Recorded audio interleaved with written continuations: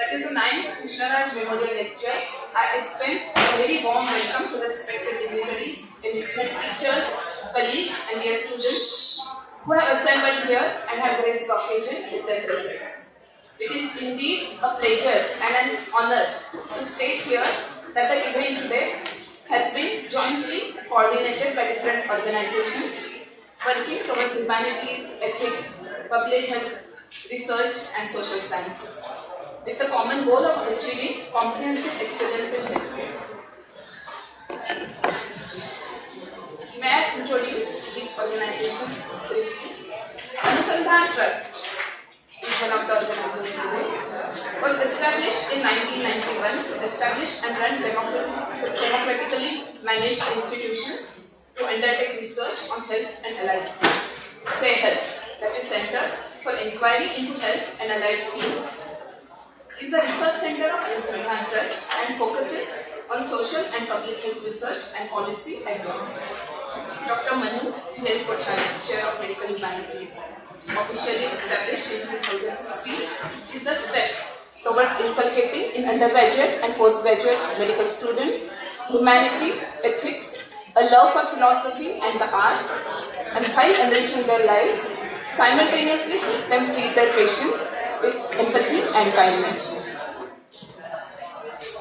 Students, please settle down. The Forum for Medical Ethics Society was founded by a group of Mumbai-based medical practitioners in 1989. The primary agenda of this group was to highlight issues in medical ethics and generate discussions around them. It emerged from a unique combination of activism and education and sensitization at the interface of the healthcare system and society's needs. E-Social Sciences is one-stop portal for social scientists and provides a region-focused repository and a publication space for easy and quick dissemination of scholarly work that can be a space for discourse among researchers, policymakers, and the civil society. May I now call upon Dr. Padma Prakash, who will be speaking about Dr. Krishnaraj and his legacy. Dr. Padma Prakash is a founder trustee of Anusandhan Trust. She was with Economic and Political Weekly for many years and is currently the editor of E-Social Sciences and director, Iris Knowledge Foundation. We welcome you, madam, to speak about it.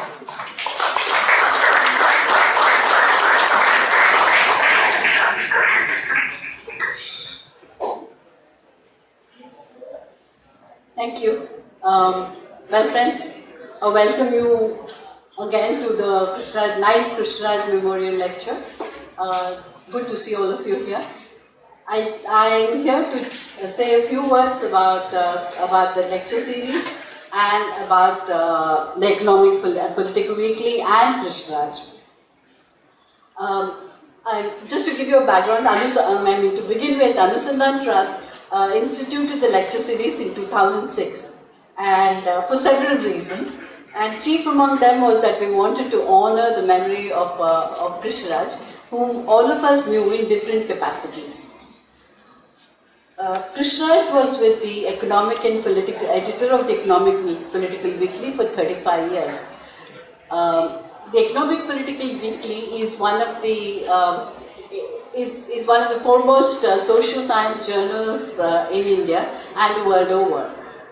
It began life as Economic Weekly in 1949, and it was set up by Sachin Chaudhary, who thought that a newly democratic country needed a platform for public exchange and discussion.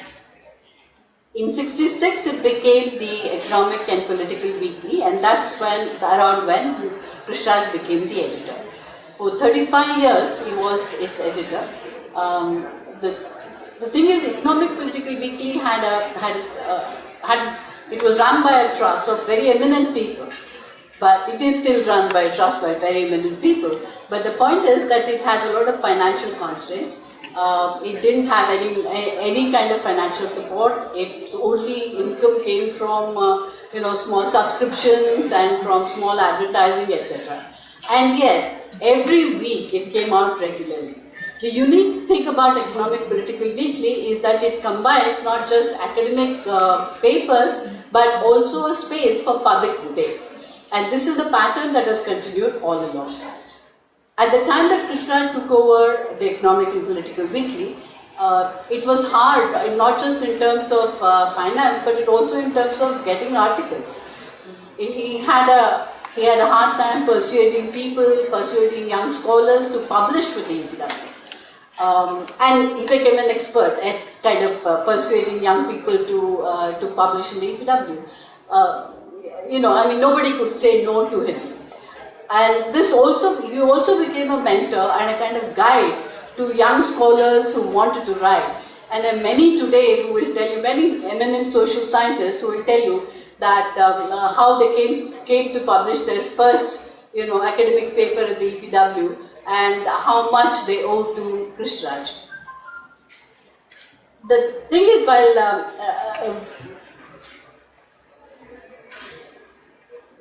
in those years, there were years when, in the early years, there was a good staff with the EPW.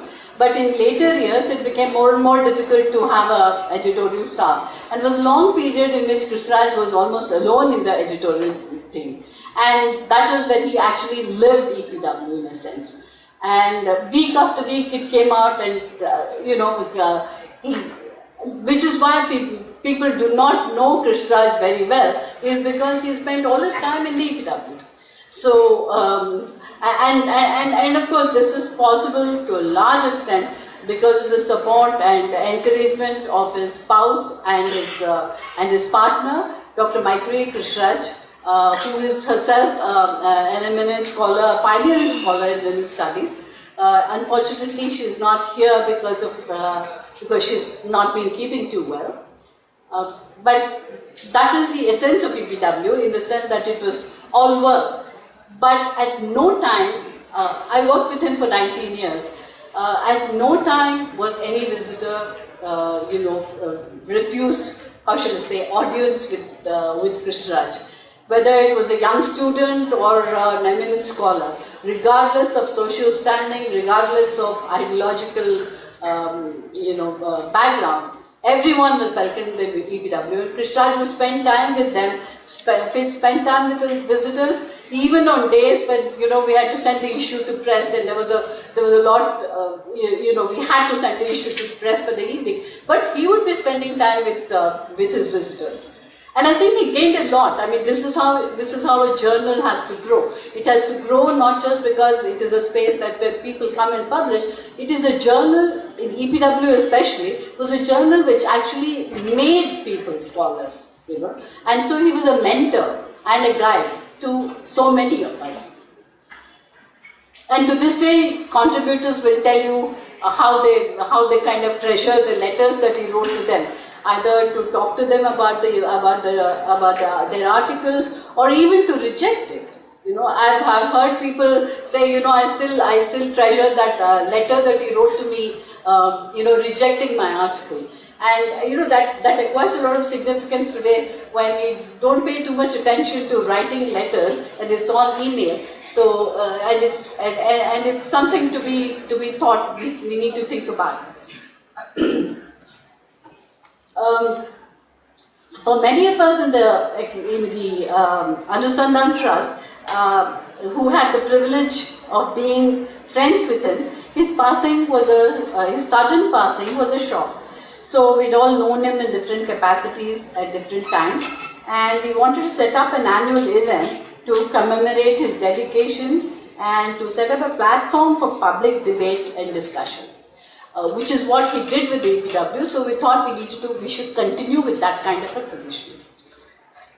The first Krishnaraj Memorial Oration was in 2006, and it was delivered by Aniruddha Krishna, who is a celebrated social scientist who had undertaken a remarkable, at that time, pretty controversial kind of work on issues of poverty and what role expenditure on food and medical care played in its persistence. This was followed by a series of public orations and a few seminars on a range of issues: equity in healthcare, clinical trials and medical ethics, ethics in healthcare, healthcare in states under siege, universal healthcare, rethinking of population education, and others. Well, some of these have prompted sharp responses and critical debate. Others have been more, there has been a more ruminative understanding that has led to change.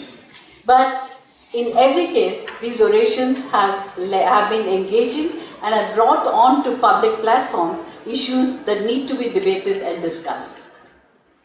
Our current oration by Dr. Pandya is on the issue that we have all been talking about for many years, the importance of understanding the complex and intriguing historical roots of medical care, medical education in India. If there is a lesson from Krishnaraj's life, it is this, that we need to give of ourselves and be willing to debate across ideologies, histories and philosophies and share our gained wisdom. Without this, there cannot be any growth in a democratic society. I now leave it to Dr. Sanjay Nagra to introduce. Thank you.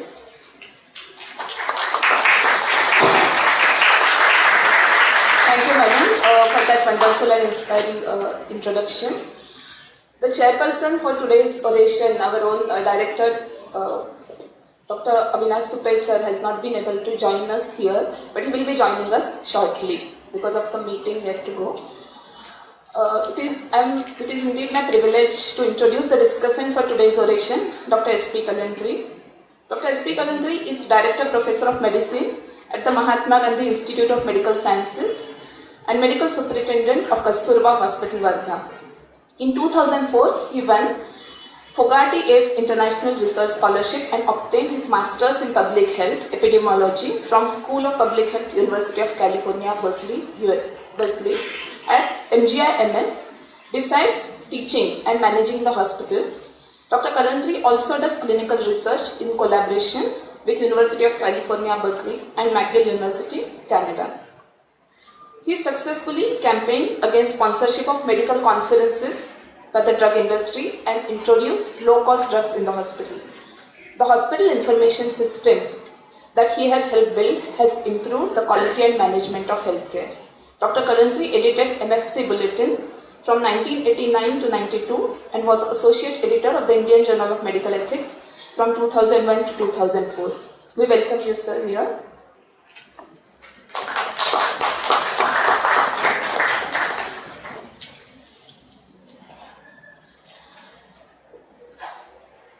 I will be introducing, it is indeed my honor to introduce Dr. Sanjay Nagra. He is a practicing surgeon with a special interest in hepato-pancreatobiliary surgery and liver transplantation. He did his undergraduate and postgraduate studies from this very institute at G.S.MEDICAL College, and he has worked at KM Hospital, Mumbai till 1999 when he was Associate Professor of Surgery. He did fellowships at the King's College Hospital and the Royal Free Hospital in London from 1995 to 1997. Currently, he is the Director of the Department of Surgical Gastroenterology at Dresloch Hospital and also heads the Department of General Surgery at the K.B. Bhabha Municipal General Hospital. He has around 110 research publications in Index Journal and has written 4 textbook chapters. He has co-edited the book Healers or Predators? Healthcare Corruption in India, along with Dr. Samiran Nandi and Keshav Desiraju, published by Oxford University Press in 2018. He was the Joint Secretary of the Zonal Transplant Coordination Committee based in Mumbai, which regulates cadaveric transplant activities in Mumbai. He has been nominated to the Executive Council of the Declaration of Istanbul Custodian Group, an international organization working on transplantation ethics. He is the publisher and member of editorial board of the Indian Journal of Medical Ethics and chairperson of the Forum for Medical Ethics. Dr. Sanjay Nagra regularly writes on issues related to public health, medical ethics and organ transplantation. He has contributed to various publications including the Times of India, Indian Express, Hindustan Times, Mumbai Mirror, Hindu, Economic and Political Weekly, etc. So welcome you, sir, here. And I request Dr. Nagra now to introduce the key speaker of today's oration, Dr. Sunil and sir, and also talk about the history of medicine, the context.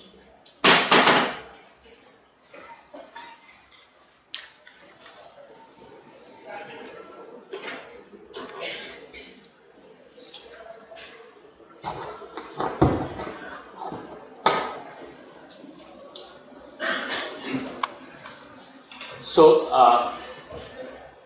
let me begin by saying that as Swarupa told you, I was a student of this college and I spent a large part of my career in this institution. So I have had many opportunities to be here on this podium, address varying types of audiences in this grand auditorium. But I think that today's occasion is exceptional for me. It is exceptional because today's event is a confluence of many organizations and personalities with whom I have had very old and very close connections. So first of all, of course, this institution, where as I said, I spent a large part of my life and I keep on coming back at every small opportunity. The Forum for Medical Ethics, and as I was introduced, with whose journey I have been associated right from its inception. The Humanities Department of this college, which of course is a brainchild and of Dr. Pandya, Dr. Mehta, but I have had an opportunity to interact with them and be present in many of their events. And also the Anusandhan Trust and Sehat, which has seen many friends with whom we have done so much work together. And again, something that an organization, an institution that I have witnessed right from its birth. And finally, Padma, the Economic and Political Weekly, where I did some of my early writing. And in fact, it was only when I wrote in the EPW that I sort of realized the kind of reach that magazine or a journal like EPW had, because unlike some of the other writing which I do in various newspapers, which is read, opined upon, but this actually prompted often invitations that I got to deliver lectures. I got invitations to from government on some committees, etc. So it's an indication of the kind of audience that reads the EPW and the seriousness which it is taken. Now, I have been given two tasks for today, and they are extremely challenging tasks. The first is, as she said, setting the context for today's oration on history. And the second is introducing the orator, Dr. Sunil Pandya. And I'll tell you in a minute why these are very challenging tasks. So, the first task is the context of the oration and the history. The reason why I find this challenging is, number one, because I am not a student of medical history at all. Like many of you here, I occasionally read pieces on medical history, especially those which have some connection with my area of work. So I am not an expert in medical history, and therefore my thoughts would be rather simplistic. The second challenge, of course, is that your program should have to do it in 2 minutes. And that is going to be a challenge. So what I'm going to do is steal a little from the time allotted to me for the introduction and join it up with the part where I'm supposed to set the context, so that I get a little more time to talk about the focus on history today. So the first thing that strikes me as a bit paradoxical is that an oration, the Krishnaraj Memorial Oration, the theme of the oration is contemporary issues in health and social sciences. So the first, it's a bit paradoxical that the oration which is focused on contemporary issues should go to history. But of course, there is a reason for that. So why should we, as practitioners, as participants in contemporary healthcare, why should we look back at what passed by, what happened many years back?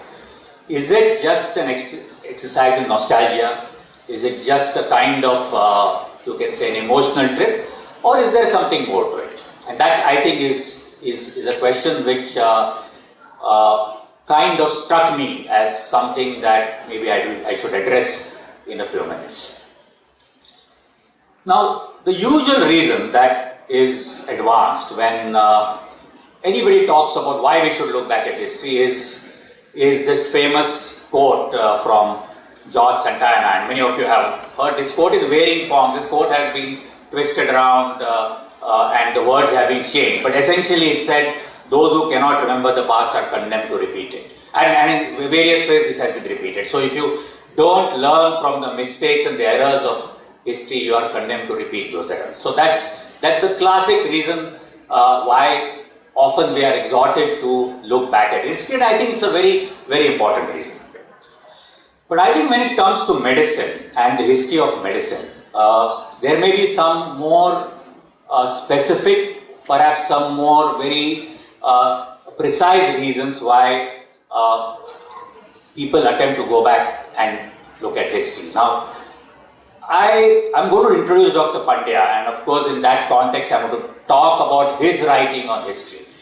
But I wonder what is it that prompted him to go back into history, because his other writing is on ethics, and therefore I personally think that there is a connection. And I think looking back at history by somebody who is an active medical professional is also a reflection of the fact that there is some trouble, something that is troubling the person, something that the person is reflecting upon.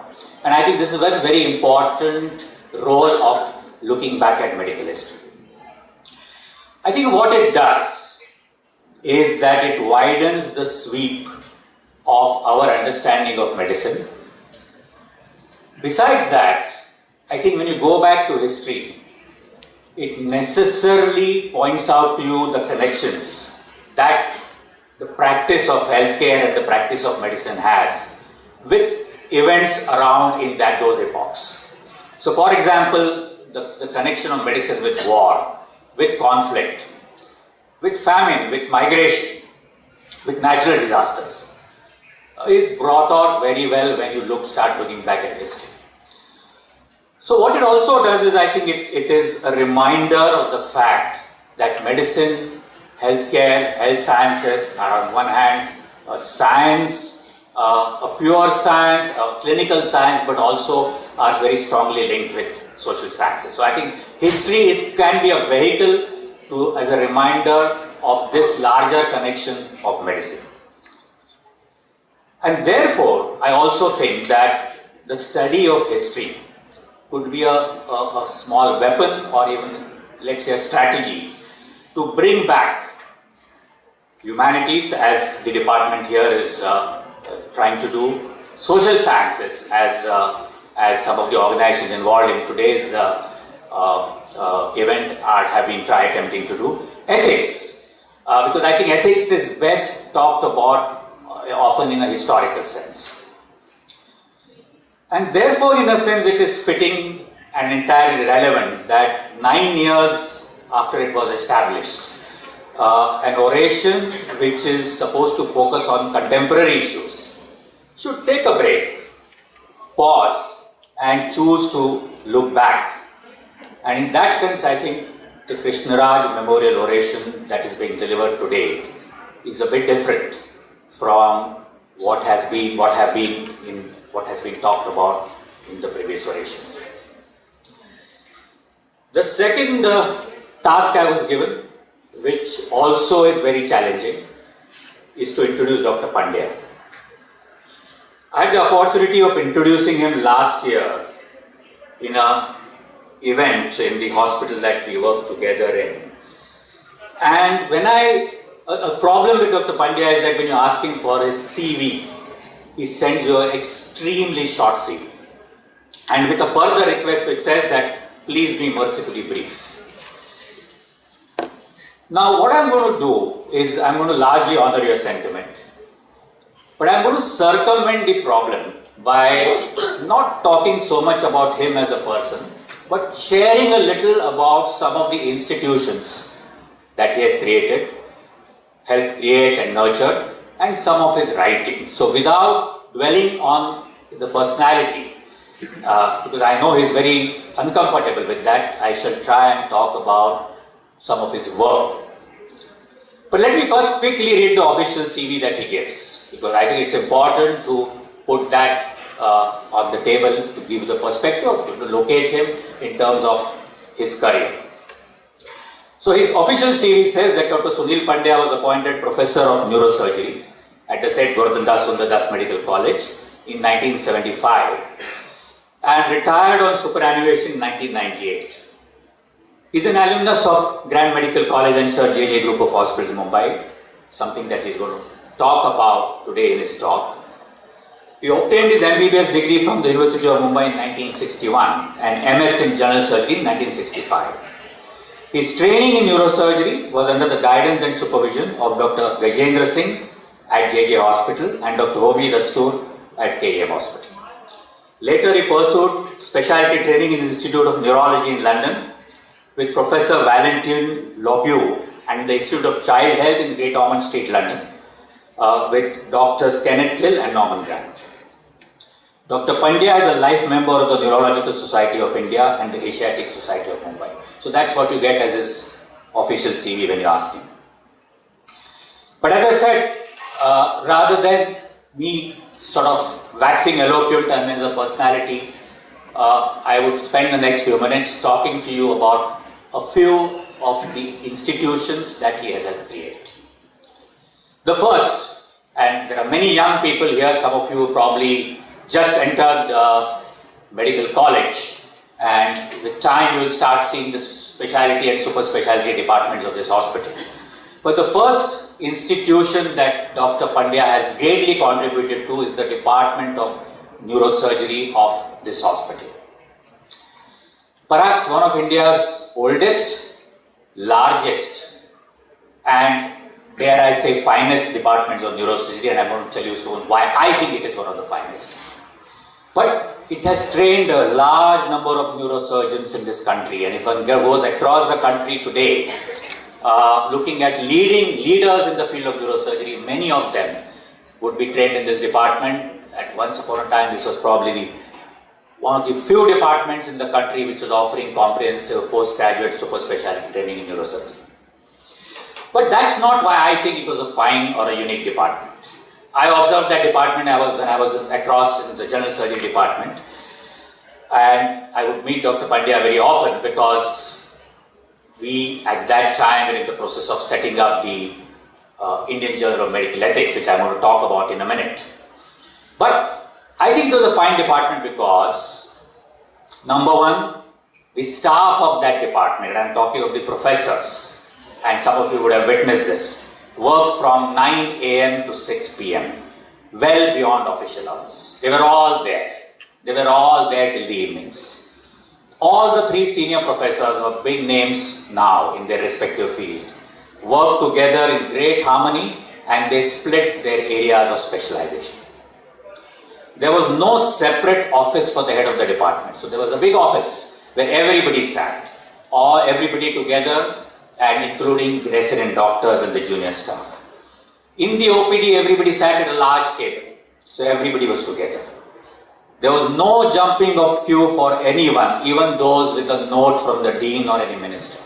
There's a clear rule in that department, no jumping of queues, whatever the note comes from. All ward rounds were typed in. Remember, we are talking of the 1970s and 80s, were typed in after the round, dictated, and all filed together, the pre-computer era, filed together in big box files which lined the office of the Department of Neurosurgery.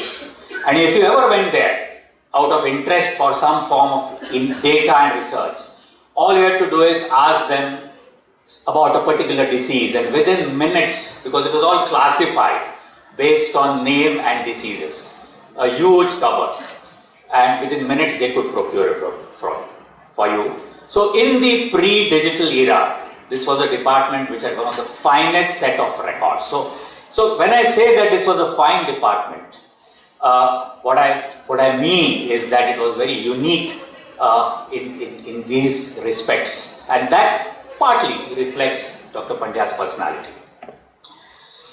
The other institution he helped create, and which I have had the great fortune of being a part of that journey, was what is now called the Indian Journal of Medical Ethics, but what started as a small little sort of bulletin called Issues in Medical Ethics. 1992, the office of the Department of Neurosurgery, every day after work, Dr. Pandya would sit in the small room with his computer or typewriter, work till the night and produce a bulletin. But the most important part, and this is where I think there is some similarity to EPW, is that not a single issue missed, not a single issue late. And in fact, one of the key strengths of this journal over the years, and now it's now more than 2 decades, is the fact that it has come out with amazing regularity and amazingly on time. And this also led to it being recognized. It was soon indexed on PubMed, and now, of course, it's perhaps the leading journal of its kind, at least from this part of the world, South Asia. Lots of recognition, lots of contributions, and it's expanded in a big way. And some of you, of course, may have had a chance to look at the copies that are kept outside. If not, perhaps you should do that after the meeting. The final aspect of Dr. Pandya, which I'm going to briefly touch upon, is him as a writer. And he's written on 3 areas. Neurosurgery, which of course was his specialization, the history of medicine, which he's going to talk to us about today, and ethics. But if you actually look at what is written, it's often a combination of all these 3 things. It's written on the history of neurosurgery, it's written on ethics in neurosurgery. So it's actually these three areas which is sort of have engaged his mind over the last many decades. It all started way back in 1969, so it's a very early interest, because his first article on Harvey Cushing, and some of you already probably know about him, if not, you'll soon know about him. Neurology India 1969, Harvey Cushing, the man and his literary contributions. So I think it must have been very, very early in his career, when people are typically writing some kind of research stuff, some clinical sort of case reports. Dr. Pandya was writing about Cushing. Soon he started writing more and more, and I think his writings are in 3 or 4, can be classified in 3 or 4 areas. The first is biographical pieces. So he's written largely about neurosurgeons, neurologists, but also about figures who are all around you in this area. So Dr. Charles Moret, and I think he's probably going to refer to that in his talk. So he has a piece called Dr. Charles Moret, Pioneer in Medical Education in Journal of Medical Biography. He wrote about disease, but from a historical viewpoint. So a piece in 1970 called John Hilton's Contributions on Atlantoaxial Disease, a forgotten chapter in the history of neurosurgery. So again, disease, but with a historical context. And finally, pieces like Medicine in Goa, a former Portuguese territory, Journal of Postgraduate Medicine, 1982. And one of his last writings, which is an obituary, is just published 2018, Neurology India, and this is for none other than Sir Roger Bannister, and some of you probably know that Sir Roger was, of course, a doctor, a neurologist, I think, but we know about him more as an athlete, and I think one of the first athletes to break the mile record. So his last piece is an obituary for Sir Roger Bannister. And before I conclude, I want to also tell you that the topic that he is going to cover today, Dr. Pandya has been attempting for many years to put it together in the form of a book. Knowing him, knowing his rather reticent, shy side, I think he's had some difficulties for some time getting it published, but he just informed me yesterday, and I think this is perhaps, if I may be allowed to share this with everybody here, it's perhaps the best occasion to announce it, that his work on the JJ Hospital is going to be coming out in the form of an entire book, and this will be soon published by Cambridge Scholars. So in the near future, you will see this in the form of a book.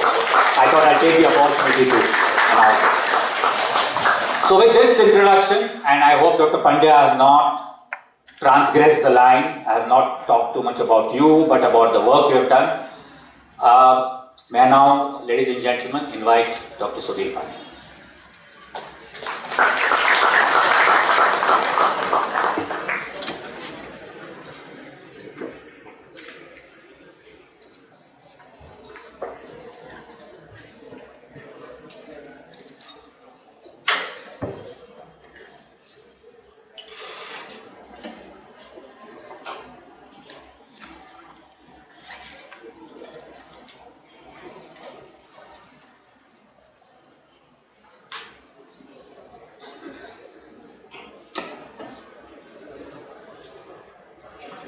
As usual, Dr. Sanjay Nagwal has been very generous in his praise. I have to first of all start with a disclaimer. The Department of Neurosurgery at the KEM is what it is today, not because of me, but because of the person who founded it, and that was Dr. H.O.V.D.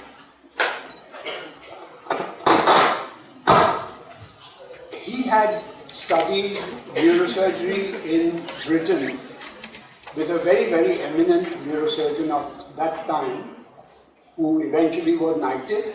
So he became Sir Wiley McKisser. That was Dr. Dastu's teacher. And Dr. Dastu brought everything that was good in that department to the KEM. And all that we did was just to continue what he had started. So I don't think we deserve any praise for that.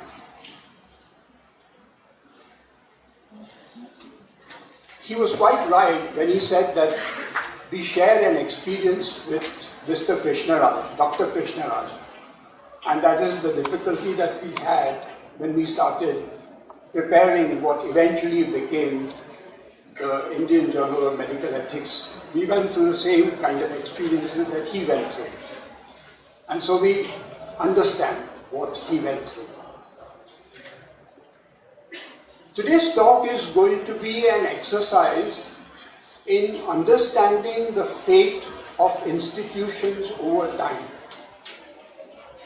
What happens when an institution like the Grand Medical College and the Jamsetjee Jejeebhoy Hospital, which was started in 1845, what happened to these institutions over the next 50 years, 100 years, 150 years, whatever? And so this is an attempt at trying to understand the fluctuations that occur in the fate of medical institutions anywhere, but specifically referring to these institutions which are our sister institutions as far as the G.S.MEDICAL College and the KEM Hospital are concerned. The first question is, at that time you will remember that the country was being ruled, large parts of the country were being ruled by what was known as the East India Company. And the Great Britain of the 1800s, 1820, 1840 had no established policy that the government was responsible for higher education. They were supposed to look after the primary education of its citizens, but nothing much beyond that. There was no organized, government-regulated higher education. And so naturally the East India Company, which was a trading company when it came to India, was also not interested in introducing any kind of higher education in India. So why then did the East India Company set up institutions to teach medicine to Indians? They used to refer to us as natives, not in a derogatory sense, but to differentiate us from them. So that is how they used to call us natives. So why did the East India Company start institutions to teach modern medicine, scientific medicine to Indians? And that started around the 1820s. And this slide tells you how and why that happened. And that happened because the director of the board of the East India Company in London, whose name was Charles Grant, It so happens that we are going to refer to his son in a very big way in a few minutes. So it was the father, Charles Grant, who made the board pass a regulation for the East India Company in India, saying that you will spend from the income that you get every year, the sum of rupees 100,000, 1 lakh of rupees, for introducing education of the natives in the sciences. Now today we may think that 100,000 is chicken feed, because we now talk of thousands of crores in scams. But at that time, 100,000 meant a lot of money. It was a tremendous amount of money. Because the salaries at that time were 200, 300 for those who were very well placed. So this amount was a huge amount of money. And Charles Grant and the board of the East India Company directed the Governor General, who was based in Calcutta, to spend this sum compulsorily every year for this purpose. Now, as a result of that, when Lord Bentinck was the Governor General in Calcutta, he set the ball rolling for starting a medical school in Calcutta in 1822. Around that time, Bombay had a very far-sighted governor, and his name was Mountstuart Elphinstone. I could talk for 1 hour just on Mountstuart Elphinstone, but I'll give up that temptation in the interest of time and proceed to the next step, which is the step that he took in January 1826, when he decided that Bombay must have a medical school. And please note this part, that school should enable Indians to serve their countrymen as physicians and surgeons. Now this was different from what obtained in Calcutta. The Calcutta school was set up so that they would produce attendants who would help British doctors who were looking after Indians under the government employ. So every presidency, we have the Bombay presidency, the Calcutta presidency, the Madras presidency. Every presidency had an army. And of course there was a government in every presidency. And these people employed Indians. And when these Indians fell sick, they had to be looked after. And they found that getting British doctors to look after Indian sick was a waste of the time of British doctors. So they decided to employ individuals who would be attendants, who would work under the guidance of the British doctors and who would look after the Indians who were in government employ. But the school envisaged in Bombay was different. It was meant to produce doctors who will go out fully trained and who will treat their countrymen in the presidency, not government employees. Unfortunately, Calcutta was in the commanding situation. And Calcutta dictated, no, you will follow the pattern which we have set up over here. So willy-nilly, Elphinstone had to toe the line, and he had also to set up his school in such a way that it would produce not full-fledged doctors, but attendants who would work under British supervision. You will note the last line, which is very telling. The government at that time believed that we need their hands, not their heads. What Elphinstone did was to ask a very promising young doctor in the Bombay presidency to form this school. There was no school. This was the first school that was to be formed. And his name was John McLennan.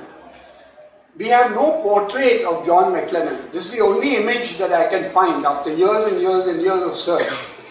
And this is on the McLennan Medal, which was awarded by the Grand Medical College many years later.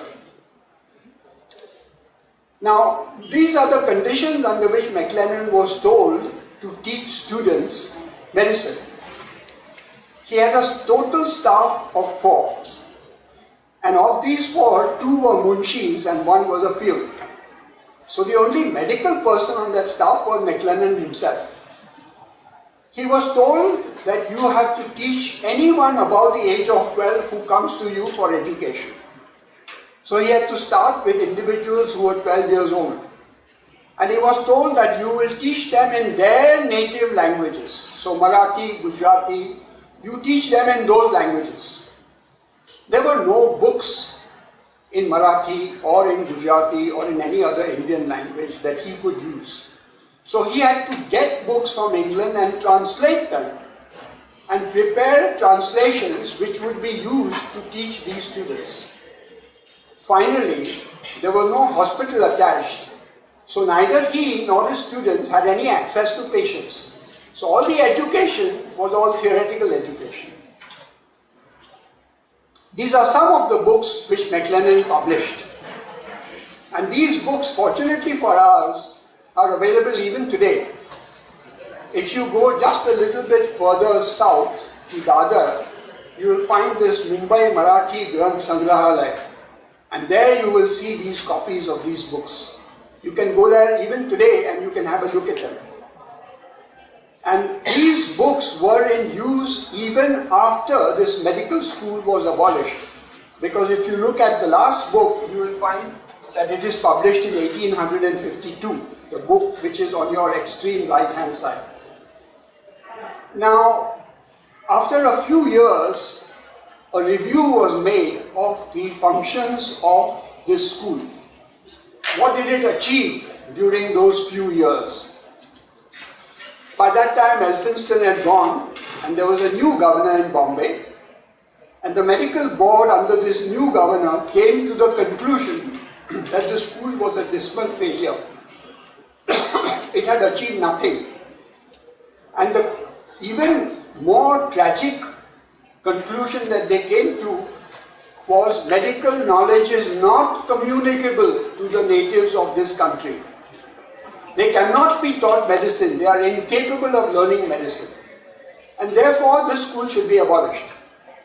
And so it was. It was abolished in the year 1832 after it had been in existence for 6 years. Now this failure was to prove a big stumbling block when Sir Robert Grant came on the scene. This is Sir Robert Grant, the son of Charles Grant, you remember, who had granted a lakh of rupees for the education of Indians every year. This is his son. And when he died, the Bishop of Calcutta, who was a very close friend of the family, he knew Charles Grant, he knew Robert Grant, Robert Grant's brother, he knew the family from England. He made this statement at the ceremony which was held to condole the death of Robert Grant. He said, no object was dearer to his heart than to form a school of native medical youth. But the last part of this sentence is even more important. This school, which Robert Grant wanted to found, had to be in all the last European improvement of the humane and noble science. It had to be of the highest standards that were available in Europe at that time. This is the school which Robert Grant envisaged. Now naturally, as soon as he started studying this, he developed this concept that he had, that we must set up this kind of a school. And in 1837, he describes in a minute, and a copy of that minute is available in the Department of Archives, Government of Maharashtra, in the Elphinstone College. In his own handwriting, he writes that when I was at the Mahabaleshwar Hills in the year 1835, I suggested to my physician, Dr. Moorhead, that we must start an institution to teach Indians medical science. The very next paragraph says, I know that this experiment has been tried and it failed. But I have studied all the documents pertaining to that school with great care, and I have come to the conclusion that the object is not of hopeless attainment. In spite of the conclusion that had been drawn that Indians are incapable of learning medicine, Robert Grant said, no, I don't agree with that conclusion. So he told Charles Moorhead, please go ahead and do whatever is required to start a new medical school. And now we have an object lesson which is very pertinent today. Remember, the governor of Bombay Presidency was a very powerful man. Bombay Presidency at that time extended from parts of Pakistan today, that means Karachi and that area, down to parts of what are today Karnataka and Andhra Pradesh. All this was Bombay Presidency, and he was the boss of this presidency. He could have just issued a fiat, let's start a medical college. But he didn't do that. What he said was, let's go step by step and see how we can put this project into operation. So what was the first step? The first step was to send a questionnaire. And this questionnaire is 4 pages long. And it has a number of questions. And this questionnaire was sent to all these people who are listed over there. It was sent to surgeons, it was sent to vaccinators, but it was also sent to eminent natives who were literate and who were able to understand what was being asked and give cogent replies. So he sent them to principals of schools who were of Indian origin. And all this questionnaire was intended to do was to elicit information. And many questions were asked. In your area, in your zone, in your district, in your village, in your town, what is the existing state of medical practice? How is medical education being carried out at the moment? Who teaches? Who are the students? What are the methods of teaching? What kind of books do they have which the students can refer to? And so on, exhaustive. If we want to introduce Western medical education, will Indians accept it or will they reject it? In your opinion, and this particularly has to all the teachers, the Indian teachers who were heads of Indian teaching institutions, in your opinion, do you think that your students will be able to learn modern Western medicine? And all these exhaustive questions, they collated the replies which came from all over the presidency. And this was the finding, the gist of the findings of that survey. The first statement that they made was that the system of medical education amongst the natives is very haphazard. In some cases, it is from father to son.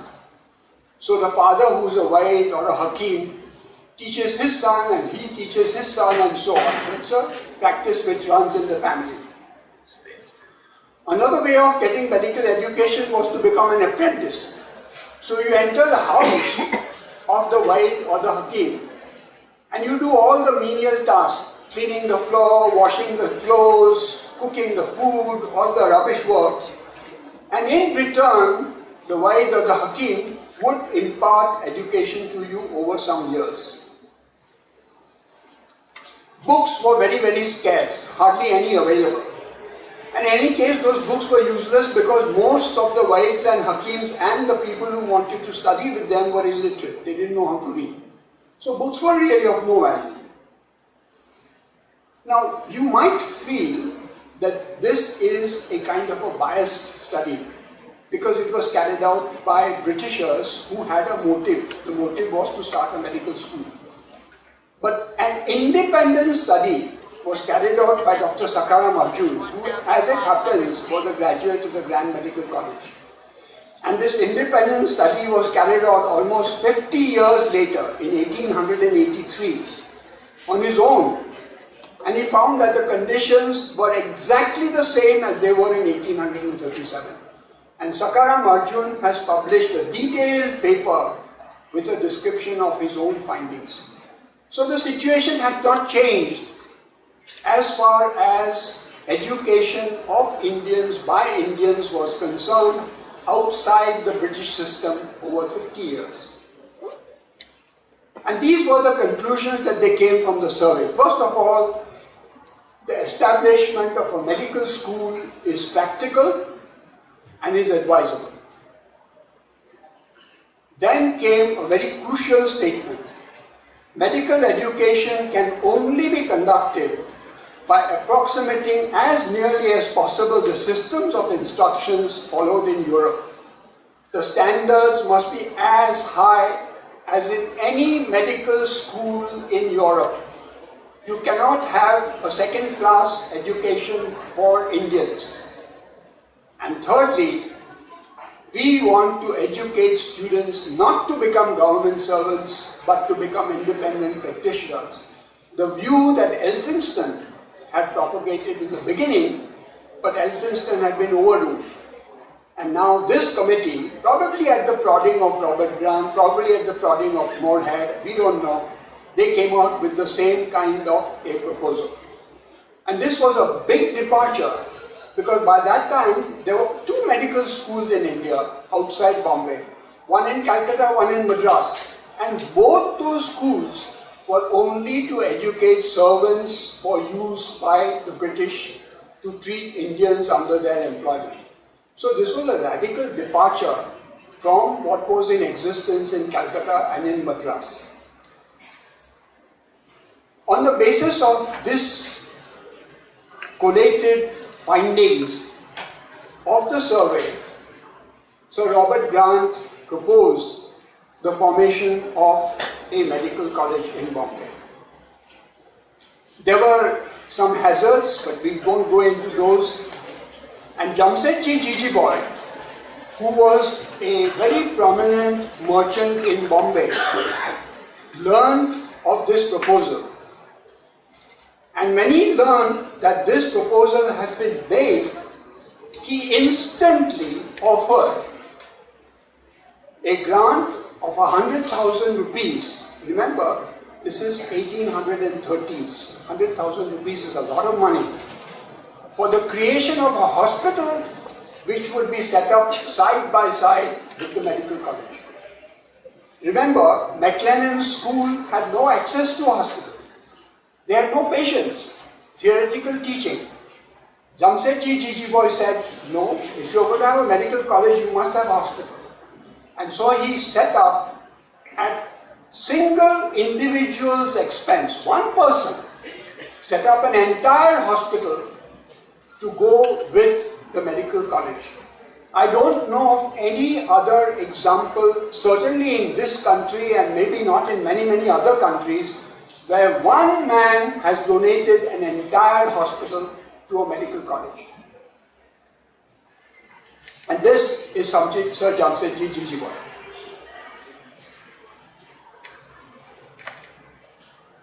In 1838, after a considerable amount of time had passed, papers were going from Bombay to Calcutta. Remember, at that time there was no telephone, telegraph, nothing. So a paper which had to go from Bombay to Calcutta would take 8 days, 10 days, 15 days. For a reply to come from Calcutta would take another 10-15 days. Calcutta did not have the final authority. They had to send papers to London. So they had to go by steamship to London. And then from there, the steamship reply would come to Calcutta. And then from there, the reply would be transmitted to Bombay.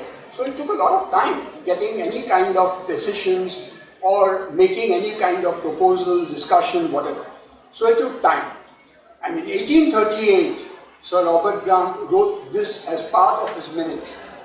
And I think this is one of the most premonitory minutes that has ever been made in history. Because he wrote, he kept on pushing his bureaucrats. What's happening about our proposal to the medical college? And he said, look, I'm sorry, I'm being impatient, I'm being precipitate. But in this country, you can never know what's going to happen tomorrow. Everything is precipitate. And I'm anxious to quickly find out whether Calcutta is willing to sanction. Because if Calcutta sanctions it, we still have to wait for England to sanction it. And this he wrote in 1838, in April. And in June, while he was at Dapuri, which is near Pune, which was a kind of summer government area for the government of Bombay, Sir Robert Grant suffered a massive hemorrhage in the brain and he died. He died before he could know what is happening to his proposals. Now, in July, George Eden, who was the Governor General in Calcutta at that time, sanctioned the formation of this medical college.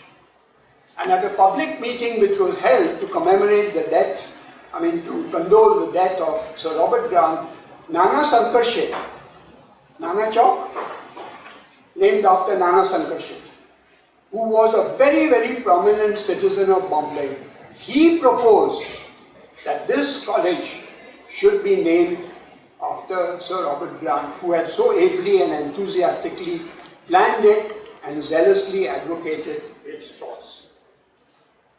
And so at last, after so many years of effort by Sir Robert Grant and Moorhead and by that team, the foundation was laid by Daniel, Lord Bishop of Calcutta. He's the person, you remember, I showed you that little quotation about what Grant wanted. And the Grand Medical College opened in 1845. There were complaints in the Times of India that the foundation stone had been laid in 43. It took 2 years for you to start the medical college and the hospital. But it took, it did take. But there were complaints in the Times of India of that time. And these were the first 3 professors. And Dr. Charles Moorhead, who had helped Sir Robert Grant in order to get this college into being, was a professor of medicine and the first principal of the college. This is how these institutions looked like in those days. On your left-hand side, you see the college. And on your right-hand side, at the back, in the background, you see Sir Jamsetjee Jejeebhoy's hospital, the creation of one man. The hospital has been demolished. Unfortunately, it's gone. In its place, there is a 6-story building now. But the college building is still preserved. It's still there, existing, but in a terrible state. Dilapidated, nobody interested in its management, till very, very recently, when some modifications have been made. This is another view of those same institutions. On your left, this is seen from the side. It is seen from the south end of the compound. And on your left side is the college, and on your right hand side is the hospital. And in between, there is a body of water, and that is the Babula tank. The Babula tank is gone, but the Babula tank road is still there, even today. This is a freshwater tank, and it was supposed to be the biggest tank in Bombay supplying fresh water to citizens. Till around 1947, 48, 49, when there are letters to the editor in the Times of India about how this tank has got polluted by people dumping all kinds of garbage, excreta into the tank and making it one of the filthiest tanks in town. And probably for that reason, the tank was eventually filled up. Now, I want to focus on the quality of education which was to be imparted in the Grand Medical College from day one, before the students entered the medical college and as soon as they entered medical college. This is only part of the regulations. The regulations are about 2 pages long. Admission to these institutions were to be made without any acknowledgement to the dictates of caste or creed. It didn't matter what caste you belonged to, it didn't matter what religion you followed. You could apply for admission. The medium of instruction, see, they learned from the mistakes that had been made when the school was started by Elphinstone. The medium of instruction was English, no vernacular languages. Not only was it to be in English, but the students who applied were examined in their proficiency in English. And they had to be able to understand, read and write fluently. Only then would they be considered for admission. And admission was after examination by representatives of the medical board of education. The board of education was in overall charge of education in the entire city. And there were two classes of students, free and stipendiary. Stipendiary means the student was paid to become a medical student, because there was great fear that Indian students would not join the medical college. There was such a big taboo against dissection, against dealing with the sick, against exposure to pus and urine and feces, that they were worried whether students will come at all to the medical college. So they offered stipends, they paid students to come, but the paid seats were limited and the rest could be free. The course of studies in England at that time, the course of studies varied from 2 to 3 years. In England, in British universities, course of study 2 years, 3 years, very variable. Students may attend, may not attend, very irregular. Here it was made compulsory, not less than 4 years. And the final examination at the end of the course would be conducted by external experts, not the teachers, but by external experts drawn from the medical services and were nominated by the Board of Education. So these were the precautions that they took right at the start when this college was started. And this is a very brief kind of summary of the course of studies that they had to go through. They had to attend college from 8 AM to 4 PM. And they were very closely supervised. There was an exhaustive coverage of the topics, subjects by the teachers. And I have given you two examples, bottom right-hand side. Lectures per year in anatomy, 123 lectures per year. Lectures in chemistry, 111 lectures per year. And similarly for medicine and similarly for the other subjects. And the table on the right shows you how who gave the lectures and what the kind of teaching was. Now, as soon as the student reached the second year, compulsory attendance at the hospital from the second year onwards. And from the moment the student entered the hospital, the emphasis was on learning at the bedside of the patient. Not from books. Of course you had to learn from books, but that was not the important thing. The important thing was to learn at the bedside of the patient. Now if you talk to any historian of medicine from abroad, they will tell you that the champion of bedside teaching of medicine is Sir William Osler. Sir William Osler was a Canadian who went to America, became the first professor of medicine at Johns Hopkins, then went to Oxford where he was Regius Professor of Medicine in Oxford. They will all tell you that it is William Osler who started bedside teaching. But William Osler was born in 1849. Moorhead had started these practices in 1845, 46, 47. Osler was not even born at that time. And that, of course, the Western historical experts are not aware of, unfortunately. Now, this is the manner in which students were taught. At every lecture and in each hospital clinic, there were roll calls.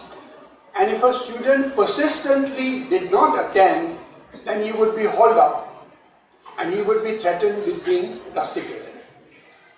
When not attending lectures or demonstrations, they had to read and they had to make notes. But these notes were under the supervision of the teacher. And the teacher would then go through the notes that were made and point out errors and suggest corrections. I mean, it was actually like school teaching, like a small school child being taught. And in fact, Moorhead and many of his colleagues write that we have to do this because these students have never been exposed to this kind of teaching so far. They have been exposed to a completely different variety of teaching. And so we have to instill the sense of discipline as regards studies. And only then can we succeed. Every week there were YOC examinations to check whether the students understood what had been taught and whether they remembered what had been taught the previous session or the session before that. All notes were checked and corrected by the teachers. So this was from 1845 onwards. There is much more, but we don't have time to go into that.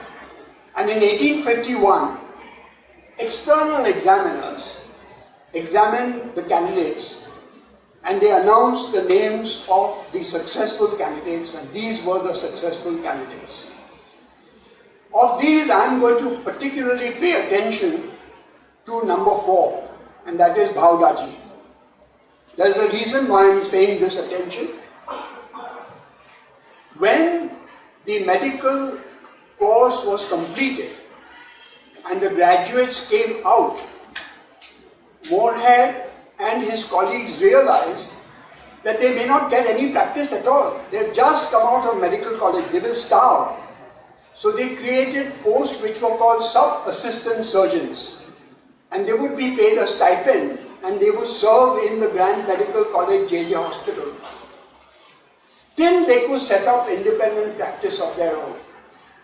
And some of these students did make use of that sub-assistant surgeon's post for a short time, 6 months, 1 year, 2 years. But Bhavdaji didn't go into this sub-assistant surgeon's post at all. He started practice as soon as he came out of the Grand Medical College. And within 3 years, he had a practice which was greater than the practice of the British doctors practicing medicine in Bombay. Amazing man. He's amazing for many, many other things also. For his study of history, for his study of coins, of engravings, carvings all over India. Many multifaceted person. Now, when they passed, the qualification that they got was graduate of the Grand Medical College. There was no University of Bombay at that time. So the qualification was GGMC. And this is what the GGMC certificate looked like. This is a certificate which was awarded to Atmaram Pandurang. This used to hang on one of the walls of the college library for many, many, many years. And this photograph was taken by us around 1962, 61, 62. Unfortunately, that photograph, the certificate has disappeared from there because the library was shifted from this particular area to a new building. And nobody knows where this certificate has gone. So I can't take a better photograph. This is the only photograph I have. This photograph of Atmaram Pandurang, which you see on the top left-hand side, was obviously not there on the certificate. It has been put by the relatives of Atmaram Pandurang. And the quality of this photograph is very poor. But even then, if you look at the bottom, right in the center, you will see the signature of Dr. Charles Moorhead, MD. You can just about make it out. You can't make out the signature to the right of Moorhead's signature, but that is the signature of John McLennan. And McLennan was the chairman of the Board of Examiners. McLennan, you will remember, is a person who was asked to start the medical school, which failed. By that time, McLennan was Surgeon General in the government of Bombay. And the certificate stated what I have listed on the right, because you can't read it. The print is so bad, the photograph is so bad that you can't read it. So I've told you what that certificate says on the right.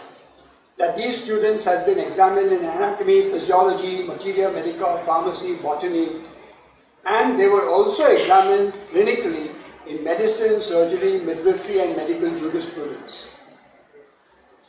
The examination lasted 10 days. 10 days.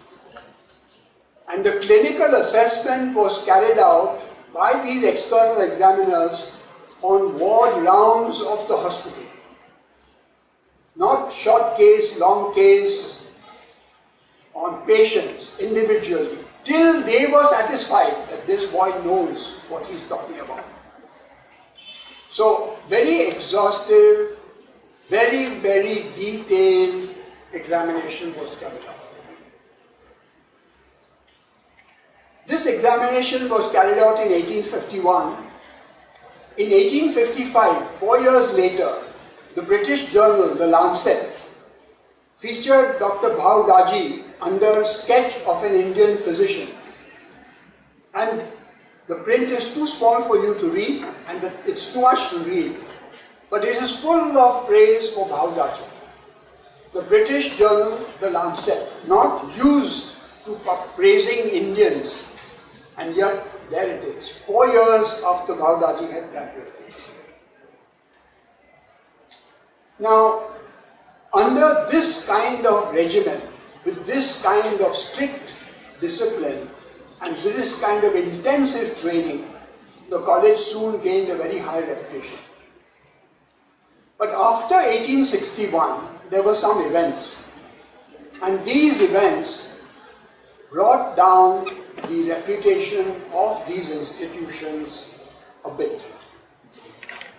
Now, these were the developments from 1857 onwards.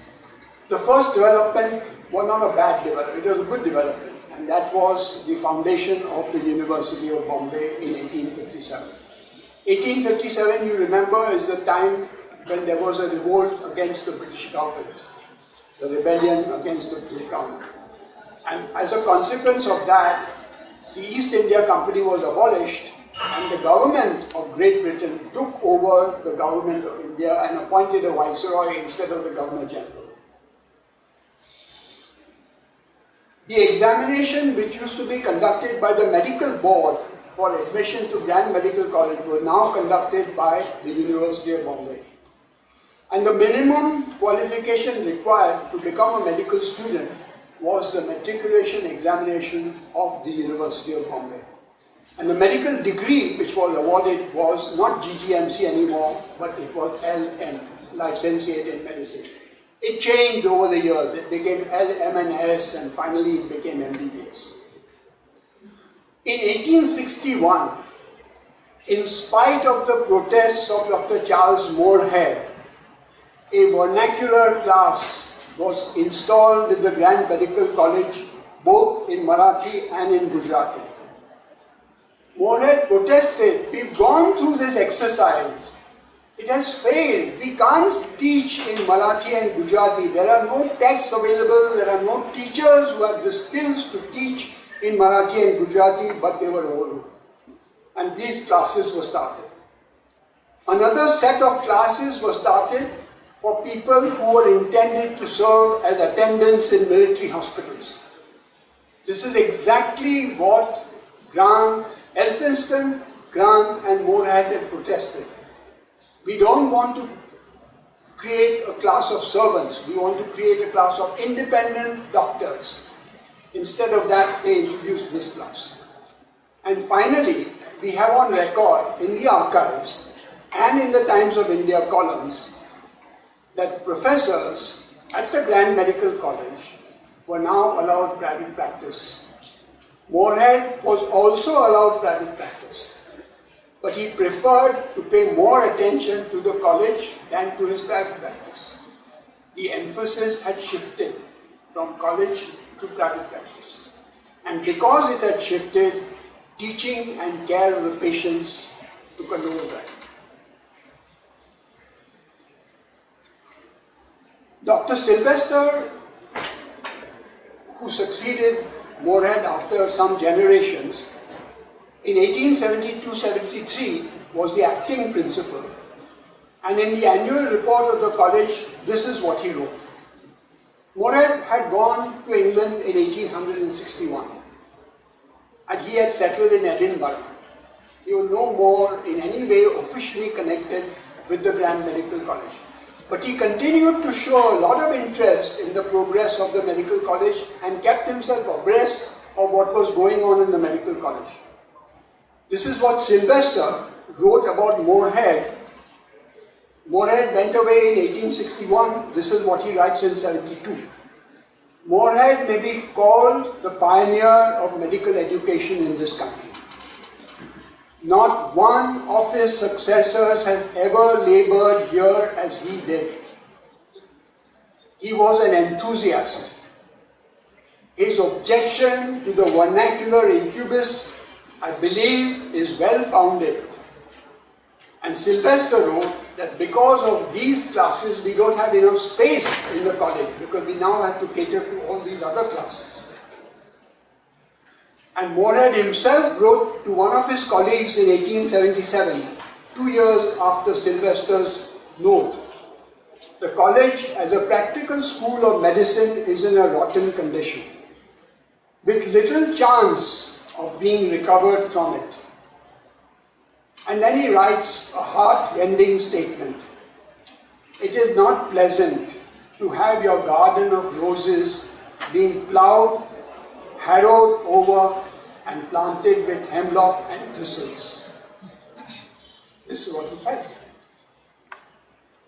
And he wrote towards the end of this letter, "I feel that the present method of Indian education and policy is too much claptrap, too much of the fashion of the hippodrome and the pantomime, too much of natak, not much substance."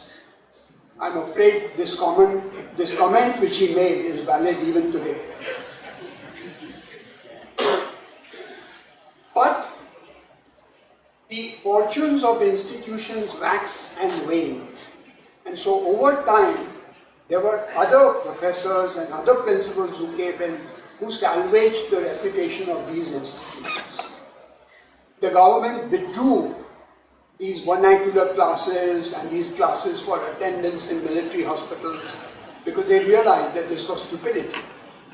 And there were principals and professors like, I'm just using a few names, just a handful of, there were many of them, like Henry Van Dyke Carter, and there were Indians like Dr. Surveyor, Raghavendra Rao, Major S.L. Bhatia, who later on became Major General S.L. Bhatia, and Jamsetjee Jejeebhoy. And these British and Indians on the staff of these institutions gradually elevated the reputation of these institutions. So in 1903, the Times of India wrote, "The high reputation of the college and hospital is justly credited." This was 1903.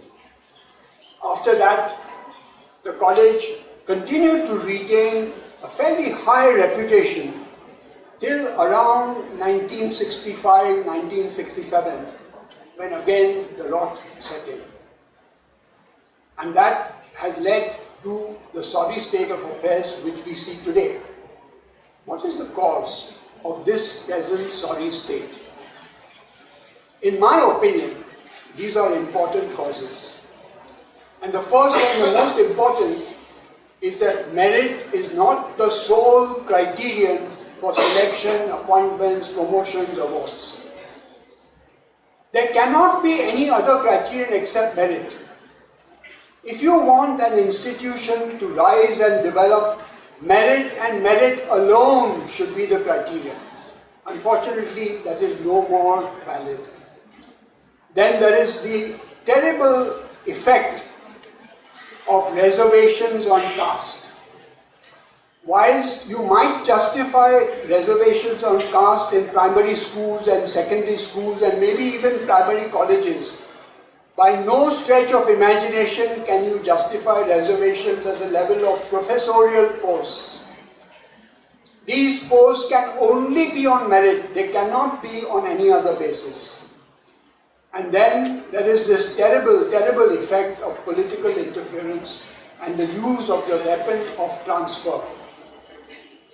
So if I, as a professor in the Grand Medical College in Bombay, do something which displeases the minister or the secretary in the Ministry of Health, I can be transferred to Ambejogai overnight. Tomorrow morning I'll be issued orders, you have been transferred to Ambejogai. And you can imagine what this does to the morale of the teachers in the institution. And it is the teachers who make the institution. Not buildings, not equipment, it's the human beings. And if you drop the morale of these people, the institution cannot thrive, it cannot flourish. So, on balance, today, and luckily for me, as I was wondering how I should phrase this, in the Hindustan Times this morning, Dr. Gopal Krishna Gandhi has written a lovely essay on institution. And he ends that essay in this manner. So I've taken his statement in the Hindustan Times this morning and put it here. On balance, where do these institutions stand? Proud of their past, uneasy in their present, uncertain about their future. They stand on uncertain feet, their faith and fear.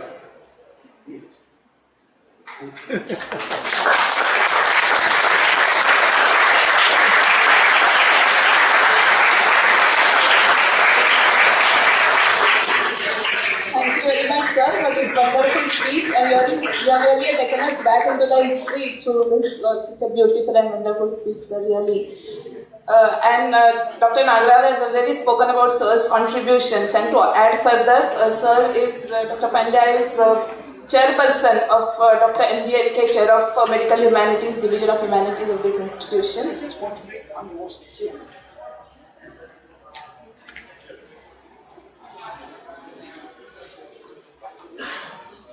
I'm just going to take 2 minutes of your time. This city has been very fortunate in having as founder principals not one man, but 2 people. One, of course, was Dr. Charles Moorhead at Baikala. But in this place, we had another one. Right on top there, you can see his portrait. Dr. Jejeebhoy Mehta. Like Dr. Moorhead, Dr. Jejeebhoy Mehta used to supervise every aspect of the functioning of this hospital and medical college. I'll give you only one example. He would come 1 o'clock, 2 o'clock, 3 o'clock at night. He lived on Carmichael Road. He had a flat on Carmichael Road. I've been to that flat. I was fortunate. I was also fortunate in order able to meet him and talk to him. He told me he used to come around 1 o'clock, park his car at the College of Physicians and Surgeons, which is 100 yards away from here. Because if he parked his car here, everybody would know that the dean has come. So he would park his car there. Now, all those of you who are working in this hospital, you know that at the back end of the hospital there are spiral staircases.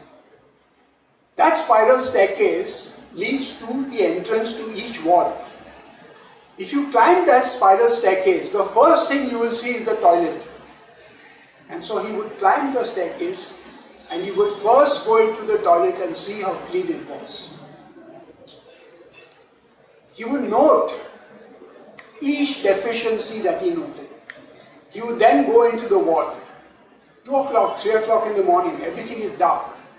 He would see what the nurse is doing. He would walk up to that nurse and then he would say, please show me the call book. At that time we used to have call books because we didn't have mobile phones and we didn't have all those facilities. So whenever a patient's condition worsened, an entry would be made by the nurse in a call book, and the call book would be sent to the relevant doctor, registrar, houseman, whoever it was. Time was noted. Time, this is sent at 10 or 11 p.m. or 9 p.m. or whatever. And when the doctor saw that call book, he was supposed to sign that I have seen this call at 10 past 9. And then when he came to the ward, he was supposed to deal with the patient and write his notes on the paper and sign what time. So Jejeebhoy Mehta would check when was the call sent, when did this doctor attend, and if that doctor had attended more than 15 to 20 minutes later, tomorrow morning he would be summoned to the dean's office and be given a real dressing down. This call was sent because the patient's condition is bad. Why is it that you delayed attending to this patient? So, This city has been very fortunate. Both the Grand Medical and the G.S.MEDICAL College had founders who were superb. That is why these institutions gained the reputation that they did. Thank you.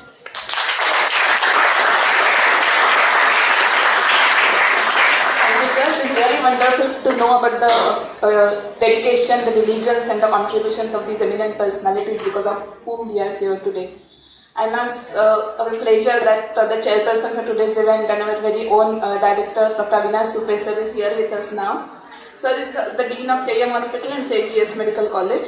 In 2016, he was...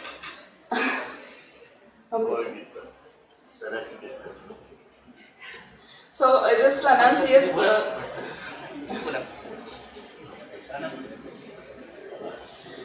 in 2016, he was also appointed the Director of Medical Education and Major Hospitals of Municipal Corporation of Greater Mumbai. He has practiced as a surgical gastroenterologist and has also been a consultant with the Medical Council of India for Curriculum Development and has co-chaired the Department of Medical Education with the Maharashtra University of Health Sciences. He is the recipient of over 40 national and international awards, several publications, fellowships and medals. He has also held the International College of Surgeons Fellowship and was trained at the Memorial Sloan Kettering Cancer Center, New York. Most recently, he has received the prestigious Dr. B.C. Roy National Award given by the Medical Council of India for his outstanding performance as a medical teacher.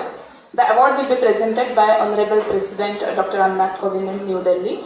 We take this opportunity to congratulate Sir from all of us. And now I request Sir to offer remarks with the chairperson. Respected Dr. PANDYA, all the dignitaries in the dais, all my students. I think at the outset, let me thank Sir. I think this is something wonderful piece of history, and the way he really told us is something which is always pleasure to listen and always lot of introspect and learning from that. I always feel we give our life to these institutions. For 40 years, 45 years we have been in these institutions. We love these institutions, not only walls but also the people who work in this. And therefore it is very important for us to know what happened and how the whole system is built there, what were the emotions, what were the systems, and what were the methods, errors, learnings which were there, which are again and again repeated. I think the story tells us that yes, many of these things are repeated today. That time also private practice has an effect onto the clinical practice, and today also we see some degree.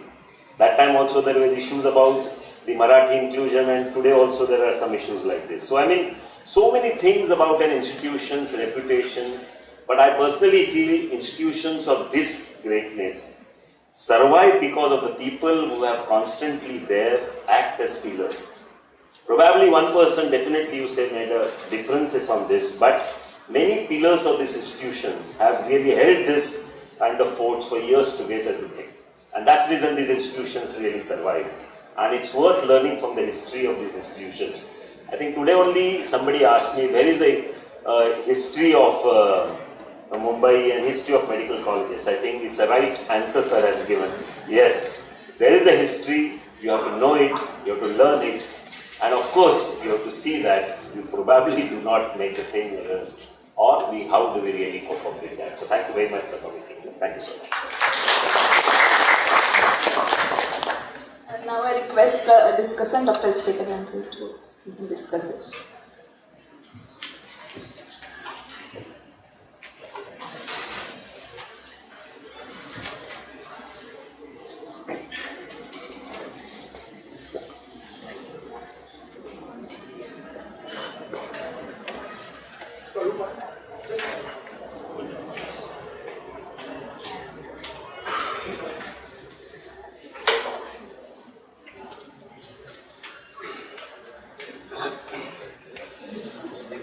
Respected Dr.SUNIL, PANDYA and dear friends, it's a great honor and privilege to speak on an occasion which has been designed to commemorate the memory of Dr. Krishna Raj. I must admit that in my life I never met Dr. Krishna Raj, but if his writings in EPW are anything to go by, and if his students write up on him are anything to measure his quality, Krishna stands out as not only a very distinguished editor of EPW, but also a great teacher, a great mentor, a person who built up institutions, a person who was a very hard taskmaster, but beyond that, superb human being. I'm also thrilled, excited, I must say palpably nervous that today I am sharing a dais with Dr. Sunil Pandya. All my life I have admired Dr. Sunil Pandya for not only being a very skilled neurosurgeon. I mean, today you go into any corner of the country and you will find hundreds of surgeons who he has trained. But much beyond that, Sunil Pandya's love, which almost borders onto infatuation with the history of medicine, his passion for medical ethics, his passion for building doctor-patient relationship, and the wonderful essays and articles that he has written in the National Medical Journal of India, in the Indian Journal of Medical Ethics, on almost everything that ails the medical practice these days, makes extremely wonderful reading. So I must admit, sir, that today sharing dais with you is almost sharing a 22-yard pitch with Virat Kohli, and someone who is making a debut with Virat Kohli makes me palpably nervous. Dr. Sanjay Nagrar has already said about these lines. The gentleman here happens to be George Santayana. If Dr. R.SUPE has already explained to you that why the history of medical schools is important. Medical schools are not bricks and mortars. Medical schools are not just floors and windows and doors and roofs and labs and tables and chairs and deans and medical students' offices. There is much more beyond in the medical schools. And if a modern medical student has to understand what these medical schools are all about, who built those great institutions, how did they come about, what were the teaching troubles, how those teaching troubles were sorted out, and the kind of zeal, passion, enthusiasm that was displayed about not only 50 years, 100 years, 150, but 200 years ago by gentlemen, well, it helps you in relating to the past, and it helps you understand what these institutions are really all about. And therefore, this quote has almost become a cliche. He has been quoted hundreds and thousands of times. But again, I would like to quote that those who do not remember the past are condemned to repeat it. And therefore, it's all the more important for we, the students of modern medicine, to understand how these institutions were conceived, how they were designed, how they were nurtured, and over the years, what happened to these wonderful institutions. Let me very briefly take you to the past, isn't it? And this slide would show you about 10 top institutions which were designed about, say, somewhere about 100 to 200 years back. In 1835, two medical schools in the country came into being, one in the Kolkata and another in Chennai. And soon, over the next about 50 to 100 years, we had medical institutions, the Grant Medical College, a school in Agra, one in Pondicherry, in Lucknow, another in Chennai, Patna, and finally St. G.S.MEDICAL College and King Hospital. All these institutions came up. And please do remember that these institutions were conceived 100, 200 years ago. Try to understand the kind of circumstances in which these great people thought of making these institutions, the amount of energy that they injected in building these institutions, the amount of hard work that went in the creation of these institutions. And today, even after 175 years, JJ Hospital, or after about, say, 95 years, AIM Hospital still continues to occupy the place in the top 10 medical schools in the country. Clearly indicates that a lot of efforts have gone in not only creation of these medical institutions, but over the years, generations of medical students, teachers, faculty members, and healthcare professionals have really worked very, very hard to maintain the decorum of these institutions as well. Dr. Pandya's essay on history and genesis of JJ Hospital brings it forth these three gentlemen, Sir Robert Grant, Sir Jamsetjee Jejeebhoy, and Dr. Charles Moorhead. Dr. Robert Grant was the person who conceived the idea that yes, India needs a medical school. Dr. Jamsetjee Jejeebhoy, Mr. Sir Jamsetjee Jejeebhoy was a financier, and Dr. Charles Moorhead and made sure that those plans were actually executed. I can well imagine about 200 years ago the kind of the bonhomie and the camaraderie would exist. These three gentlemen, Grant, Jejeebhoy and Moorhead, the kind of a teamwork which they must have done and the kind of a hard work that they did was really responsible for designing JJ Hospital. And if you would please permit me to draw an analogy from film industry,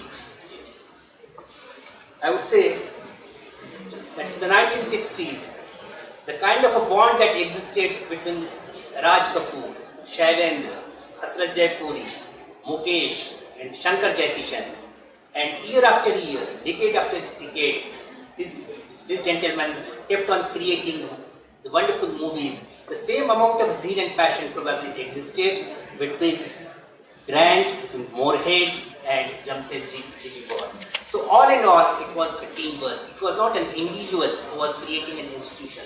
It was a team of a like-minded person who not only gelled well, but shared a common chemistry, who designed and created these wonderful institutions. And as Dr. Sunil Pandya also told us, that today Grant is grand, not only because of Sir Grant, but because of this gentleman called Nana Shankar Sheth. And the anecdote goes that Sir Robert Grant died even before the Grant Medical College came into being, and a meeting was organized to mourn his death. And in that meeting, this gentleman, Nana Shankar Sheth, suggested that let us make sure that this medical college is named after Sir Grant. And therefore, this gentleman is responsible for today making Grant what Grant really is. I am also acutely conscious of a wonderful philanthropy and charity that existed about 200 years ago. Dr. Pandya has already explained to us that 100,000 rupees in those days was a princely sum. It's almost, if you compound this money to about say 12% annual interest compounded annually, it almost is 500 crore rupees today in 2018. And a single gentleman, Sir Jamsetjee Jejeebhoy, donating this princely sum without any strings attached to it, without expecting anything in return, is a great contribution. And if you look at the history of several medical schools in the country, whether it is the Topiwala National Medical College, where Dr. M.L. and Dr. A.L. Nair contributed a great deal, not only in terms of the land that they donated, the funds that they created, the money they brought in. For the G.S.MEDICAL College, the wonderful contribution of Gorandas Sundardas Trust. And there is a big story. I would have liked Dr. Sunil Pandya to tell the story, how this Gorandas Sundardas Trust came into being and how this money was donated to build this great institution. Even CMC Vellore in 1900, when Ida Scudder gets $10,000 from an unknown person somewhere in the United States of America, who goes on to build the CMC Vellore, and the wonderful contribution of Sir Dorabji Tata in building Tata Memorial Hospital. And from the very institution that I am coming from, Mahatma Gandhi Institute of Medical Sciences, Sevagram, the kind of a funding that we received from two persons, Ghanshyam Das Ji Birla, who asked Dr. Sushil Nair to construct a 15-bedded hospital for mother and children, and a huge amount of land that was donated by Jamnalal Ji Bajaj. And over the years now, that land was used by Mahatma Gandhi Institute of Medical Sciences, Sevagram. There are wonderful examples of absolutely pure philanthropy and charity. And if we contrast that philanthropy and charity about 1500 or say 200 years ago with the current philanthropy, we find that today the charity is governed, dictated and driven by something in return. Many times when we ask for an appeal for funding for our own institution, the first question that we are asked is that, do you have section 80G or do you have section 135(1)B? Because you will get some tax exemptions out of that. So that is the first question that is asked. The government is today making people donate money because there is a corporate social responsibility, so it is not coming voluntarily, but this money is being donated simply because the government is asking that you must pass an X portion of your annual profits that you earn every year to a social cause. So again, it's not something which is coming from you. And every time you get a donation, there are tons and tons of strings attached. There is a sense of ownership, there is a sense of a kind of a feeling that, well, I am giving this money to your institution, so directly or indirectly I am connected with your institution, and so on. And if you look at the funding of the corporate hospitals, there are dozens of corporate hospitals in the country have come up. And these corporate hospitals now got a land at a throwaway price from the government. The instrument that they imported were heavily subsidized because the moment you get these grants, now you also get a concession in the import duty. And year after year, decade after decade, they also got huge benefits in reduction in income tax. But is any of these corporate hospitals today really designed to reduce the suffering of the poor, the rural, the downtrodden? All these hospitals have been designed in big cities. They are all corporate, not 7-star, but even 10-star mega hospitals, which have been designed to make sure that only 1%, and even I think 1% is also an overestimate, a very small fraction of the population would probably be able to get an accessible or an affordable health care from these corporate hospitals. So, the distinction between the philanthropy that existed about 100 years ago, it was absolutely selfless philanthropy, and the philanthropy and charity and funding which is occurring in the healthcare today is absolutely contrasting to even a naked eye. I learned from Dr. Pandya's talk that what kind of a methodology went in when JJ started choosing students. He said that the students would come from any caste or creed, religion is no bar, caste is no bar. They should be aged between 16 and 20. They should be fluent in English. They tested their grammar. They tested their syntax. They were also made to obtain a certificate from their headmasters of a good conduct. But what is very interesting is that when the exams were conducted to choose these medical students, these potential aspirants of the medical school, they were tested on John Milton's Paradise Lost. And this Paradise Lost was a textbook for the undergraduates, and probably even 200 years ago, the British were not only testing the knowledge in English, but also testing some soft skills, some interest in art, interest in literature, when these medical students, when these potential medical students were chosen. Dr. Pandya has also explained a great deal about how even before William Osler was born, these medical students were taught the bedside medicine and the great importance of bedside medicine in shaping these medical students' career. Today's medical students might as well counter ask me that, well, the students were taught bedside medicine because bedside medicine was the only medicine that existed 200 years ago. The ECG machine was not born, the X-ray was not invented, the ultrasounds and CTs and MRIs and EMGs and ENGs were not there, the modern labs were not there. So what else they could do except only practicing bedside medicine? But we must remember that the bedside medicine was relevant about 200 years ago. The bedside medicine continues to be relevant 200 years later, simply because it is this bedside medicine, it is this wonderful doctor-patient relationship that we build, it is that rapport that we build with our patients that helps us a great deal in becoming highly successful practitioners of healthcare. So what was that in JJ? 175 years. What is that in KEM? Almost 100 years now, isn't it? That has enabled them to preserve their vision and mission for almost more than a century. Well, as I said, that they are all hollow buildings, isn't it? And you don't make medical schools from this brick and mortar, isn't it? Here I am listing only a handful of teachers who taught Dr. Sunil Pandya. And if you read Dr. Sunil Pandya's essays in National Medical Journal of India or Indian Medical Ethics and several other journals, you become acutely conscious of the esteem with which he holds his teachers.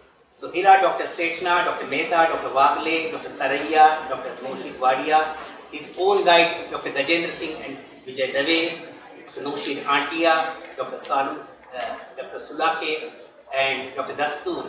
And each of these teachers was a stalwart. Each of his teachers taught a wonderful medicine. They laid a team of doctors and they exemplified what a modern medicine should be all about, and they probably had all the virtues which are associated with a good teacher. They not only taught their subjects well, but had real interest in their students, and went beyond their calling and vocation to make sure that the medicine is really understood by the students. So one of the great tradition of whether it's JJ or KEM is that both these medical schools were gifted with wonderful teachers that time. This is a picture which has been cited and which has been almost hundreds of thousands of times all over the world. Commissioned in 1890. This picture by Luke exemplifies what Luke Gills exemplifies what a good doctor should be all about and how wonderful a doctor-patient relationship can be. So here is a doctor, he is a senior doctor visiting a patient's home, seeing a small child in a very poor conditions and looking very intently at the sick child and trying to figure out how best he can restore his child's health. And this is what a doctor-patient relationship was about, say 50 years ago, 100 years ago, or 200 years ago, where the doctors were really interested in the patient's well-being and where the patient's interest and whether the patient's health was of paramount importance so far as the doctors was concerned. I'm also reminded of a 1997 movie, Titanic. And here is Kate Winslet and the hero of the movie. And you can see the eyes of Kate. The open arms she's displaying and says that I trust you. In fact, the dialogue in the movie says, I trust you. And that was a kind of a trust, a bond that existed between the doctors and the patients in that era, where the patients had completely, almost a blind faith in their doctors and thought that whatever the doctors would do, it would be in their best interest. Gone are the days where the doctors and patients have become now mutually suspicious of each other, where the doctors are no longer called doctors and the patients are no longer called patients, and the names have changed. But probably this kind of a relationship existed in JJ and KEM in those wonderful days. Let me fast forward you today and let me talk a bit about what are the medical schools and what they are doing today. If you ask the Medical Council of India, and yesterday only we suddenly found that the Medical Council of India has been abolished, isn't it, and has been replaced by 7 wise gentlemen, and let's expect a great deal from these 7 wise men and women there. But what are the functions of a medical school? And very broadly speaking, even a layman would tell us that the function of a medical school is to design high quality doctors who are responsive to the felt or voiced or unvoiced concerns of the community in which they are practicing. It's very simple. So all that I need is a doctor who should be able to take care of my health, and the kind of a health care that they provide me should be A, affordable, B, accessible, and C, appropriate. So the aims and objectives of designing a medical school and running a medical school are very simple. And over the years we find that right now, as of today, there are 497 medical colleges. Probably as we go home, this number might swell to and cross 500, the way the medical schools are rapidly proliferating. In fact, the closest analogy that I can use to describe this rampant proliferation of medical schools is a kidney disease called RPGN, rapidly proliferative glomerular nephritis, and these schools are multiplying almost like a cancerous growth in this institute. In 1995, if we look at the data, we find that there were only 129 government medical colleges and there were only 47 private medical colleges. And fast forward this data to 2018 and you find that the private medical schools have overtaken government medical schools. The government medical schools have only doubled today, they are only 229, and the private medical schools have grown fivefold. They have grown to now 267, which means that the entire medical education today is at the mercy of a private sector, and the private sector is going to govern, decide the kind of doctors which are going to emerge from the portal of this institution. It's going to decide what healthcare this country receives, and it's going to have a big impact, not only about the quality of medical education, but in general about the quality of healthcare that we will be practicing.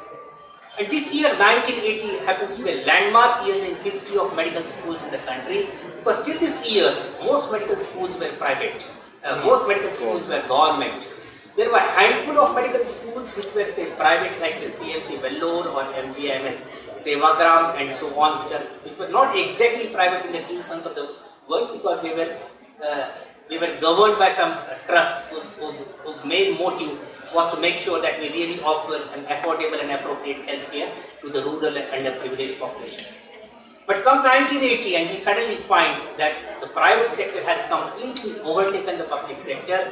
The money which is going into the public sector is getting diminished year by year, not only in medical schools but also in public health there. And we find that this huge gap between the public sector and private sector is increasing almost year after year. So what are the problems here? Dr.SUPE has written an editorial about 2 years back about the evolution of medical education in India, co-authored by Dr. Anshu, who comes from my own institution. And Dr. SUPE laments that, well, there is an asymmetry of medical schools. If the medical schools are being created, the simple notion that because the doctor-to-patient ratio in our country is very poor, if we create more medical schools, we'll design more doctors, and probably doctors who are coming out from the portals of these medical schools would probably go to the underprivileged, rural and poor areas. Well, that is not happening, because most of these medical schools are coming in big cities. Most of these medical schools are being created by private sector, and the amount of a fee, even after the introduction of NEET, that you have to pay to get an admission in these private medical schools is something which even an upper middle class person cannot afford if he has to shell out this money pure white from his or her pocket. So merely even if you double or triple the number of medical schools over the 10 years, the kind of an inaccessibility to the healthcare is going to remain in the country, and just opening new medical schools is not an answer. The way the students are being selected today in the medical schools, it is an entirely a big topic, and I won't address that topic today. And there are curricula, because our curricula are very poorly designed.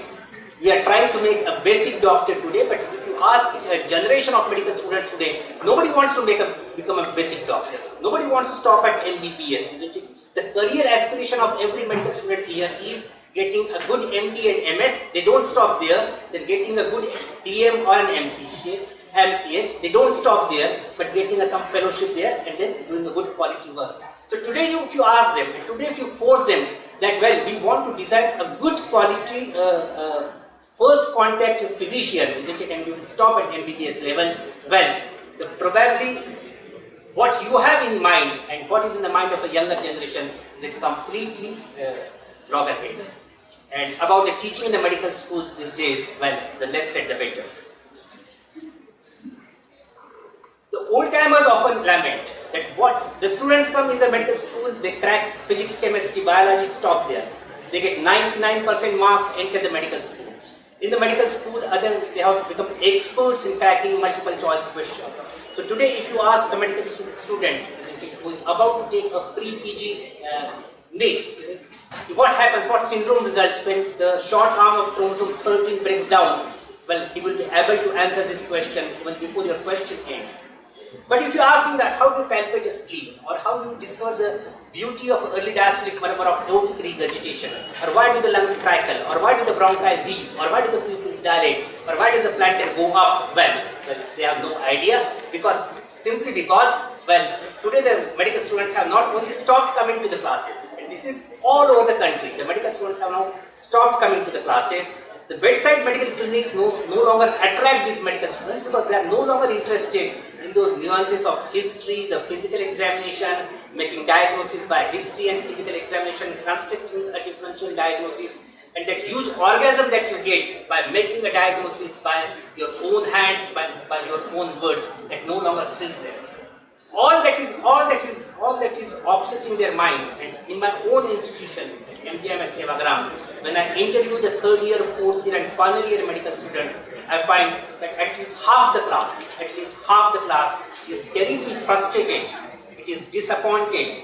It is turning cynic. The pangs of anxiety is creating nightmares in these medical students. And at least 20% of the medical students often wonder that did they make a mistake? Did they make a mistake by taking a wrong profession?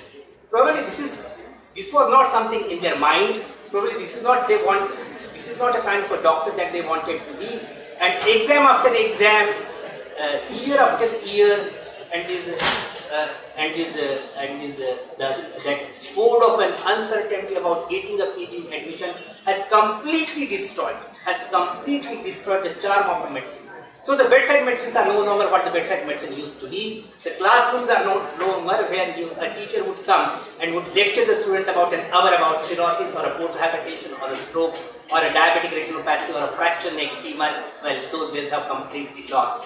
And today, if you ask an intern after doing an internship whether he or she has learned those practical skills of doing a lumbar puncture or a pleural tap or a venesection or assisting in an appendix operation or doing a normal labor, well, they would say that all that they did is that they were tracking multiple choice questions. They have already joined the coaching classes, and although their body is in the ward, well, their heart lies and their mind is in that coaching classes. So if today the medical student is not interested in what should be being taught to him or her, isn't it? If he or she is not interested in learning the soft skills of medical profession, and if today the old timers blame that where is history or ethics or art or science or music or philosophy or a doctor-patient relationship, the answer is that these things don't help us. These things don't help us in getting an admission in a postgraduate program. So if I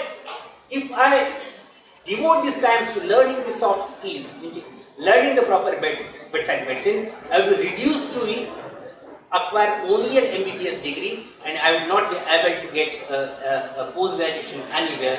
So the emphasis of the medical students has completely been diverted to now opting in their postgraduate, and that opting in a post-graduation today has become extremely hard. The second point has occurred to no takers. You look at those 50-odd medical schools in Maharashtra, there are no takers in anatomy, physiology, biochemistry, forensic medicine, microbiology, and very few seats would go to the pharmacology. I shudder. About 10 years or 15 years afterwards, there won't be any teacher now left in basic sciences. And if there are no teachers left in basic sciences, how are our students going to get those foundations in basic sciences? Dr. Pandya talks about 123 lectures devoted to anatomy, 111 lectures devoted to chemistry 200 years ago, but here we have no teachers in basic sciences. So the very foundation on which clinical medicine and surgery is built, that foundation is very weak, it's getting eroded, and probably the future generation today will have to pay a very heavy price for the kind of a system that we are designing and implementing. I won't take this slide again. We know that what happens in private world and what is happening there. And I have already explained to you what's happening after post-NEET. I welcome NEET. I welcome NEET because NEET probably gives us a guarantee that we will inject some kind of an objectivity. We will inject some kind of a transparency in the selection of the medical students. And probably the rampant corruption which is occurring in the private medical schools, the hundreds and thousands and lakhs and crores of rupees that they are giving to the private medical schools to have a degree in radiology or psychiatry or dermatology would probably go, isn't it? But we must ask ourselves that are we really getting good doctors by creating a system which probably brings about an objectivity and transparency and gets rid of the subjectivity and the financial aspect? Probably the NEET has terribly failed so far as this aspect is concerned. Dr. Pandya touched a raw point about reservations, and all these write-ups I often get an impression that of the 5 points that he has listed, the 5 ills which are now plaguing the medical schools. Now reservation happens to be one of those. I agree with him to an extent that merit and only merit should be a criteria for fostering a quality medical education in schools. But I must also admit from my own experience of working in the rural medical school that let us not equate only merit with excellence. I would rather have a resident who is slightly mediocre but has soft values, isn't it, of empathy, compassion and a concern for a patient, isn't it? And who is willing to put in long hours rather than a highly brilliant student who is probably 3 standard deviations outside because this student is never going to help me. It's more often than not, they are the kind of students who often emerge from the top medical schools in the country and often end up either as consultants in quote-unquote corporate private hospitals or they go abroad. How many of such highly brilliant students have ever worked in underprivileged rural areas, have shown a concern for the poor patients? I don't think that ever exists. From my own students, from my own residents who belong to the reserved category, I often find that not only did they excel in studies and outsmarted the people coming from open categories, but went on to go to their own native places and small villages and went to the very small places where the healthcare is either not accessible or not affordable and are providing excellent service so far as their felt needs are concerned. And therefore, this is one point, Dr. Pandya, that I really don't agree. Another point is the tremendous cost of a medical education. If you look at medical education today, it has become very, very expensive. Just yesterday I calculated that how much did I spend, how much did, not me, my parents spent when I graduated and obtained my MD medicine from Government Medical College, Nagpur between 1973 and 1981. And I calculated those 8 years my parents paid 720 rupees, which included my entire undergraduate education, my internship and my MD program also. 720 rupees, because those days we used to pay 12 rupees for our 12 rupees per month as our tuition fees and 12 rupees per month as our semester fees, as our hostel fees. So in 720 rupees I became an MD doctor. Today the economists might argue that the medical education was terribly subsidized. It's very important that the medical students must pay some amount of fees there, but the kind of fees that have rocketed in the last 10 years, well, probably nobody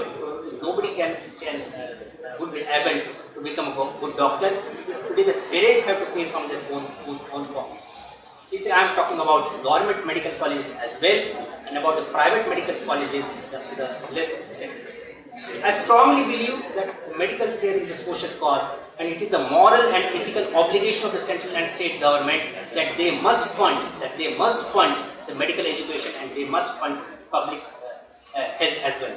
So if today the government of India spends only just 1%, barely 1% of its GDP on health, and today tries to make an effort that let's have a private public blending, and is trying to divert the onus of providing health care to the private sector, probably the government of India and the state governments are probably shying away from their constitutional responsibilities, from their moral and ethical obligations, and it's high time that we all work together to make sure that the government realizes that it is their responsibility to fund the medical education. So, another 3 or 4 minutes. Dr. Sunil Pandya explained to you about the art and science of medicine. He traces the journey of JJ Hospital, says that it was one of the oldest, the foremost, and one of the best medical schools, that it was unique in its origin, in its design, its objectivity, its philosophy, and the way it has been functioning there. And then laments that where are all those soft virtues gone? Where is humility? Where is humanity? Where is honesty in the medical profession now? And he often wonders in several of his write-ups that medicine is no more a calling or a vocation. In other words, I often find that Dr. Pandya almost identifying himself with the medicine of 60s and 70s, isn't it? Almost getting infatuated with that medicine and saying that the great teachers, great students, great patients, wonderful doctor-patient relationship, everything was built on trust, on faith, on science, and suddenly in the last say 20, 30 years, everything has probably gone rotten. I am reminded of this gentleman Socrates, and Socrates wrote in his own time this famous quote, isn't it? Where we again experience that how every generation, isn't it? After a certain period of time, now finds that the descendants of the second generation is not as good as the former generation. I am reminded of my residents in medicine, when as soon as the first year medicine resident turns the second year, suddenly they start telling me that, sir, nowadays these students don't work. They don't attend OPDs, they don't attend calls. Often they are not traceable. They don't pick up their mobiles. In the middle of the night, they don't write down the case histories. They don't investigate the patients anymore, isn't it? So really, the system is getting rotten. And remember that this I have been hearing for the last 35 years. And I often wonder that if each generation now starts passing aspersions on its second generation, isn't it? By this time, MGMS, my old institution, should have come to a grinding halt. The very fact that it is still alive and kicking, isn't it? And the patients continue to get satisfaction with their residents, with their faculty members, is a proof that probably we are getting a lot of judgmental, and probably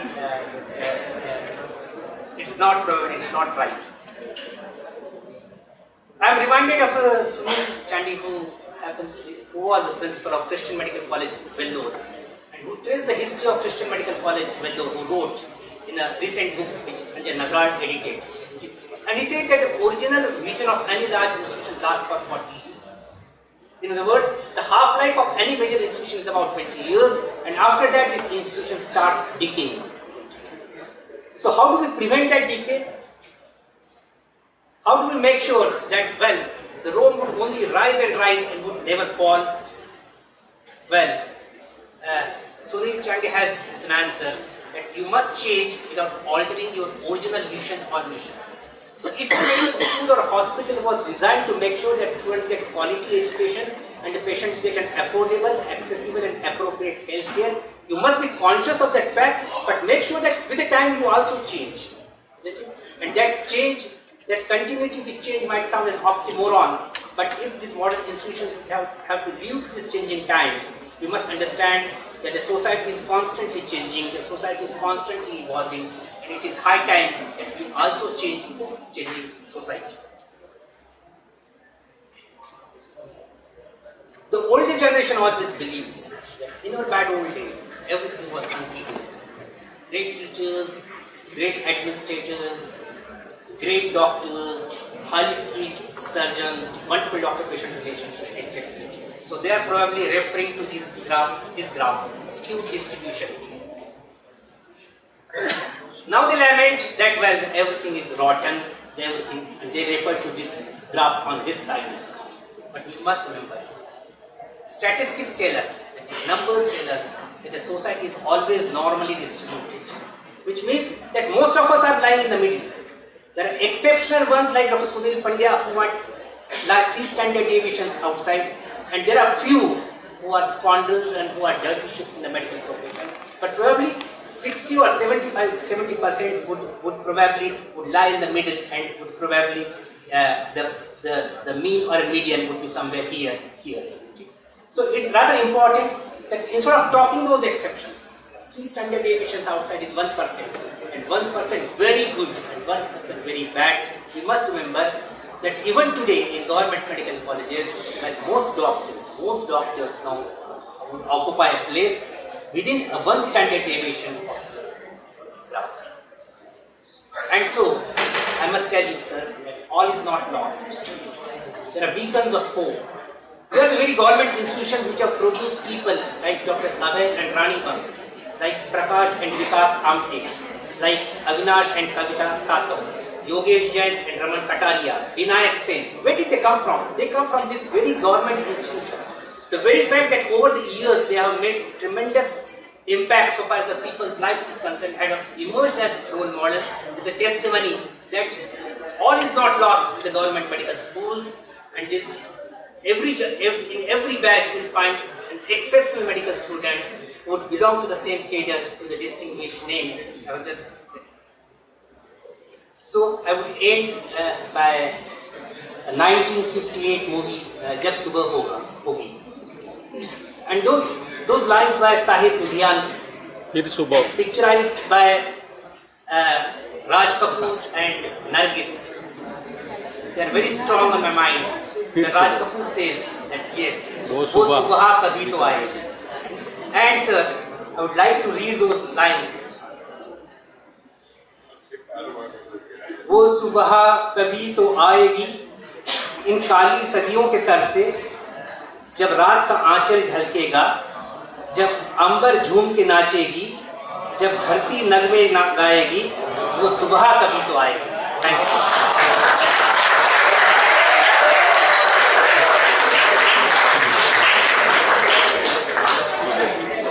Thank you very much, sir, for this excellent and interesting discussion on the topic. May I now request Dr. Pandya, Dr. Kalantri, Dr. Nagaraj and Dr.SUPE to please take seats on the dais.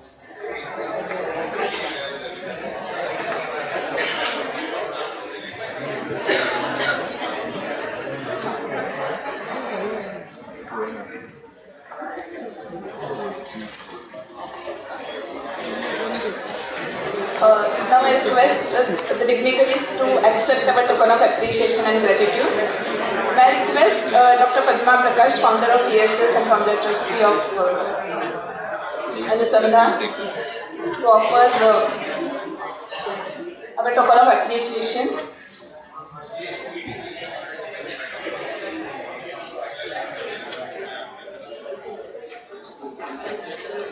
I request Dr. Padma to offer our token of appreciation to Dr. Sunil Pandya.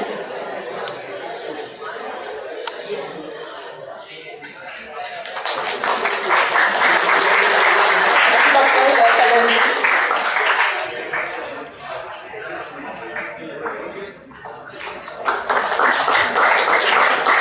I request Dr. Ravi Duggal, the trustee of Anusandhan Trust,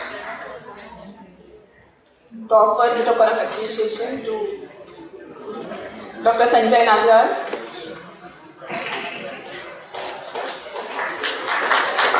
and Dr. Avinash.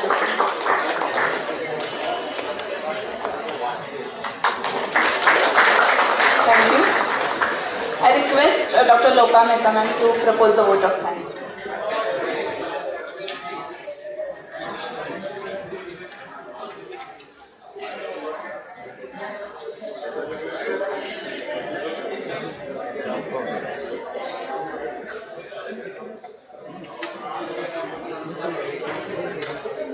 Good evening.